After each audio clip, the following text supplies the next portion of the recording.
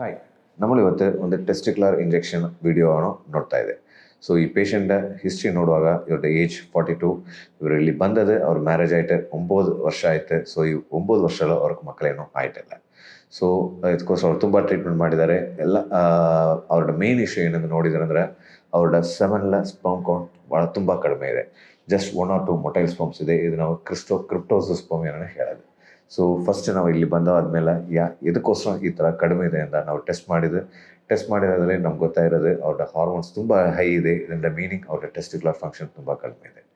So ಈ ಥರ ಇರೋಕ್ಕೆ ಇದು ಸೂನ್ ಒಂದು 0 ಆಗೋದು ಚಾನ್ಸಸ್ ಇದೆ. ಸೊ ನಾವು ಏನು ಪ್ಲ್ಯಾನ್ ಮಾಡಿದೆ ಅಂದರೆ ಫಸ್ಟ್ ಅವ್ರಿಗೆ ಒಂದು ಮ್ಯಾಕ್ಸಿಮಮ್ ಒಂದು 6 to 8 ಮಂತ್ಸ್ ಒಳಗಡೆ ಅವ್ರಿಗೆ ಪ್ರೆಗ್ನೆನ್ಸಿ ಅವ್ರ ಕನ್ಸೆಪ್ಷನ್ ಮಾಡಬೇಕು. ಸೊ ಫಸ್ಟ್ ಇವರ ನಾವು ಮ್ಯಾಕ್ಸಿಮಮ್ ಸ್ಟಿಮ್ಯುಲೇಟ್ ಮಾಡಿಬಿಟ್ಟು ಅವ್ರ ಸ್ಪರ್ಮ್ ಪ್ರೊಡಕ್ಷನ್ ನಾವು ಇಂಪ್ರೂವ್ ಮಾಡಬೇಕು.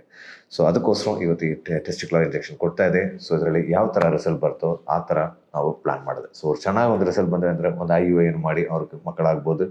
ಆ ಥರ ಬಂದಿಲ್ಲ ಅಂದರೆ ಅವರು ಟೆಸ್ಟ್ ಟ್ಯೂಬ್ ಬೇಬಿ ಆ ಥರ ಮಾಡಿಬಿಟ್ಟು ಇಮಿಡಿಯೇಟಾಗಿ ಒಂದು ಕನ್ಸೆಪ್ಷನ್ ಮಾಡ್ಬೋದು. Thank you.